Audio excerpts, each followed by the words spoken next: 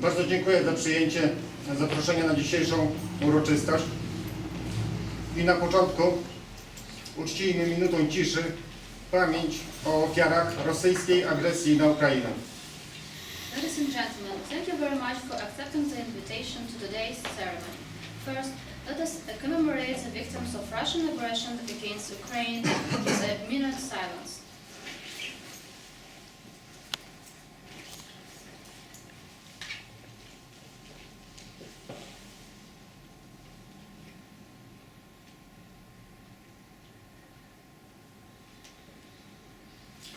Dziękuję. Podniosłość, połowie wolności, nadzieja na umocnienie państwa i zachowanie jego niepodległości, zwycięstwo wierności ojczyźnie nad zdradą, dobra nad złem, niewątpliwie takie właśnie odczucia towarzyszyły zebranym na Zamku Królewskim w Warszawie 3 maja 1791 roku. Sublimity, embrace of freedom, hope for the strengthening of the state and preservation of its independence, victory of loyalty to the homeland, over betrayal, good over evil, undoubtedly these were the feelings gathered of the royal castle in Warsaw on May 3, 1791. Dzisiaj świętujemy uchwalenie pierwszej w Europie konstytucji, dokumentu przełomowego i niezwykle istotnego dla Rzeczypospolitej obojga narodów, ale i wnoszącego istotny wkład w historię i spuściznę kulturową całej Europy i świata.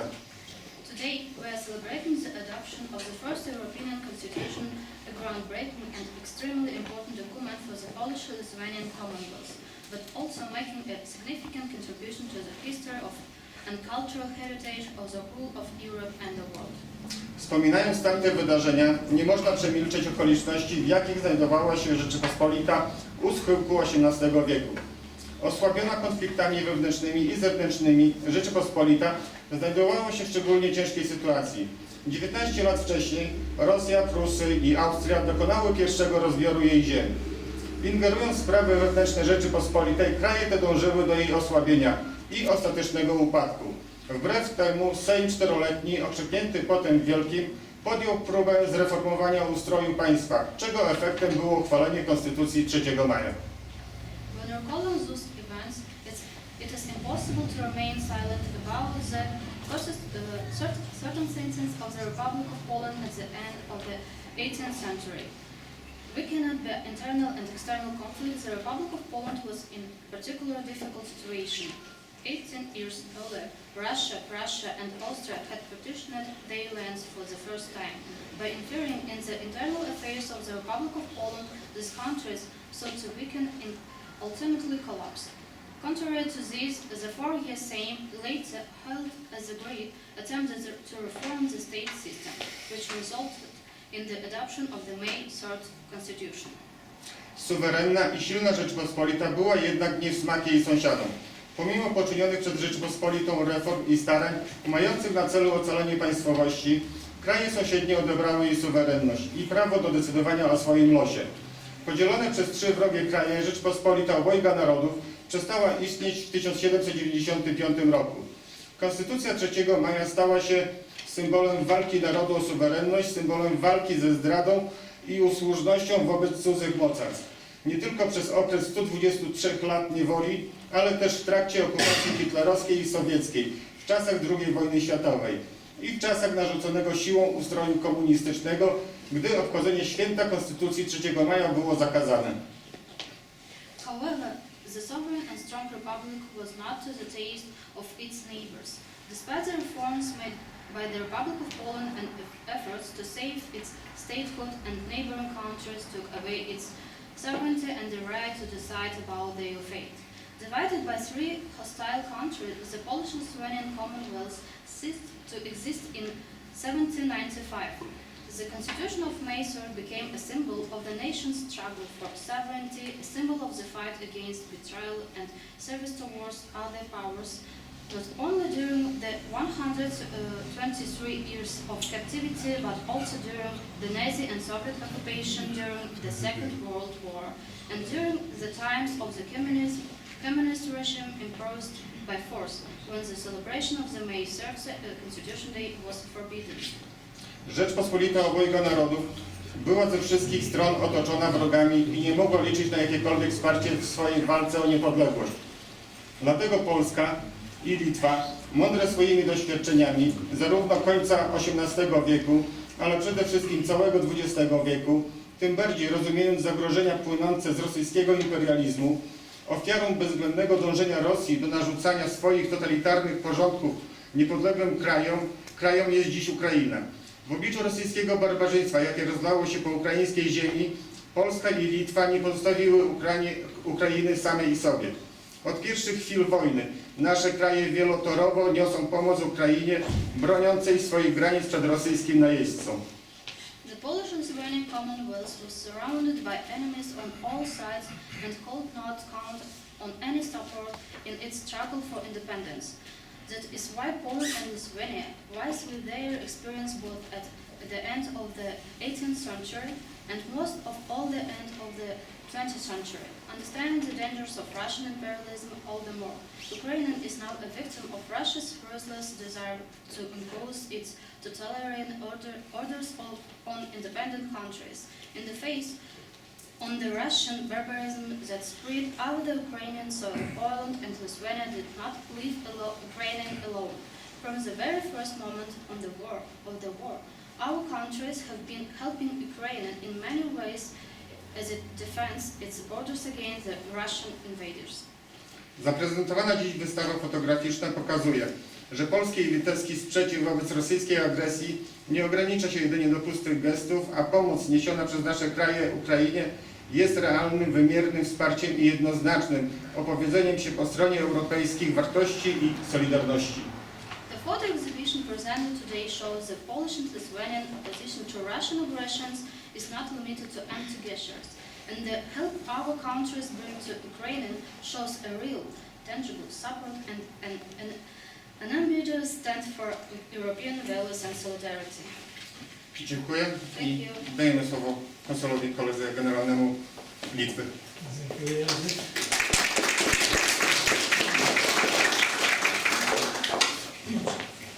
Gerbiamas Ukrainos ambasadorius, gerbiami kolegos, ponios ir ponai. Dear Ambassador of Ukraine, dear colleagues, ladies and gentlemen, Pirmiausia, noriu padėkoti Lenkijos Respublikos Generaliniam konsulatui už Ałmatoje organizacijom šį minėjimą skirtą gegužės 3 konstitucijai, o taip pat parengusiam parodą skirtą išreikšti solidarumą ir paramą Ukrainai. Ši paroda buvo inicijuota Lenkijos, Lietuvos užsienio reikalų ministerijų. first I would like to thank the Consul General of the Republic of Poland in Ałmaty for organizing this commemoration for the Constitution of May 3rd and for organizing an exhibition for solidarity and support for Ukraine. The Polish and Lithuanian Ministries of Foreign Affairs initiated this exhibition. Gegužės 3 konstitucija turi išskirtinę reikšmę Lietuvos ir Lenkijos istorijai. Prieš 231 metus, 1791 metų gegužės 3 dieną, Lenkijos Lietuvos parlamentarai priėmė pirmąją rašytinę demokratinę dviejų tautų Respublikos konstituciją. O vėliau spalio mėnesio 20 dieną patvirtino jos tęsinį, tai yra abiejų tautų tarpusavio įžadą. Lietuvai svarbu ir tai, kad konstitucija buvo pirmasis politinis ir teisinis dokumentas paskelbtas lietuvių kalba. Constitution of May 3rd has a special significance for the history of Lithuania and Poland. 231 years ago, on May 3rd of 1791, the Polish and Lithuanian parliamentarians adopted the first written democratic constitution of the Republic of the Two Nations, and later on, in October 20th, confirmed its continuation, the mutual vow of the two nations. It is also important for Lithuania that the constitution was the first political and legal document published in Lithuania. Gegužės 3 konstitucija pradėjo esminį valstybės valdymo pertvarkymą ir atvėrė naują Lietuvos ir Lenkijos valstybių tarpusavio santykių etapą. Iškėlė šalies suverenaus pasirinkimo principą bei įvedė trišalį valdžios padalijimą. Tai yra įstatymų leidybos, vykdomosios ir teisinės valdžios galios buvo suteiktos atskiroms institucijoms. O taip pat lygiai teisiškesnį požiūrį į visas tautybės, užtikrindama abiejų tautų Respublikoje tikėjimo laisvę. The Constitution of May 3rd initiated a fundamental transformation of state governance and opened a new stage in the relations between Lithuania and Poland. It raised the principle of the country's sovereign choice and introduced a tripartite division of power. Legislative, executive, and judicial powers were given to separate institutions, and an equal treatment of all nationalities, guaranteeing freedom of religion and republic of the two nations. Prieš keletą šimtmečių užsimezgusi strateginė abiejų valstybių partnerystė ir draugiški mūsų žmonių ryšiai padeda mums ir dabar kartu kurti stipresnę Europą, toliau tęsti ir gilinti tarpusavio strateginį bendradarbiavimą bei atsispirti šiuolaikiniams iššūkiams. Šiandien Lietuva ir Lenkija yra kartu regione, Europoje ir transatlantinėje erdvėje. The strategic partnership between the two countries established several centuries ago, and the friendly relations between our people help us build a stronger Europe together now, to continue and deepen our strategic cooperation and to meet today's challenges. Today, Lithuania and Poland are together in the region, in Europe, and in the transatlantic space. Gegužės 3 konstitucijoje įtvirtinti lygybės ir laisvės idealai šiandien skatina mus padėti mūsų kaimynams ukrainiečiams, su kuriais mūsų sieja gyvenimo bendroje valstybėje istorinė patirtis. Tai labai svarbu šiandieną, kai Ukraina jau daugiau kaip 2 mėnesius kovoja prieš naują Rusijos agresiją. Normaliam žmogui yra sunku suvokti, kas vyksta šiandien Ukrainoje, kur Rusija bombarduoja mokyklas, ligoninės, gyvenamosius namus, žudo, prievartauja ir plėšia civilius žmonės, kai trečdalis gyventojų yra priversti palikti savo namus. Todėl turime būti solidarūs su Ukraina ir jai visapusiškai suremti, kad jis sugebėtų apginti savo piliečius ir šalies suverenitetą. The ideas of equality and freedom enshrined in the Constitution of May 3rd today encourage us to help our Ukrainian neighbors with whom we share the historical experience of living in the common state. This is very important today, when Ukraine has been fighting against new Russian aggression for more than 2 months now. It is difficult for a normal person to understand why all this is happening today in Ukraine, where Russia is bombing schools, hospitals, residential areas, and killing, raping, robbing civilians, and when a third of the population has to leave their homes. We must therefore show solidarity and full support with Ukraine, so that it can defend its citizens and the country's sovereignty. Slava Ukraini! Героям слава!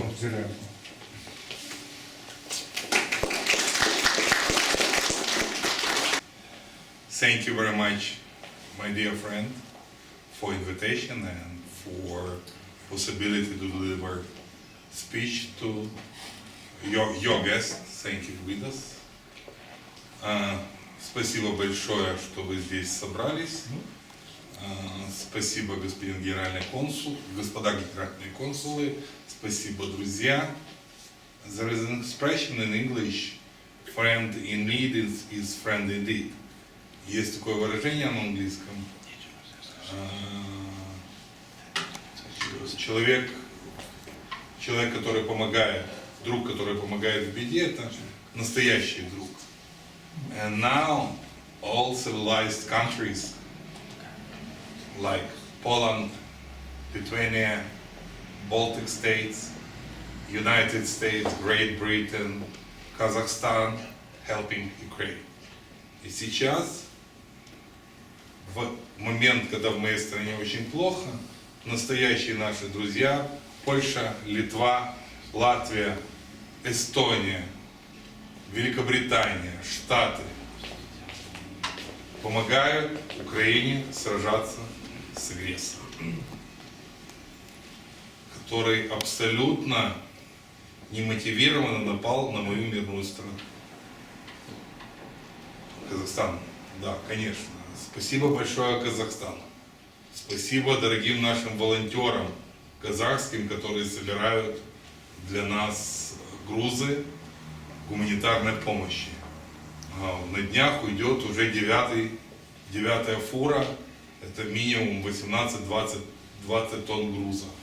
Лотом мы доставляем грузы по воздуху. Поэтому спасибо вам всем, спасибо нашим друзьям. Украина победит. Слава Украине! Thank you.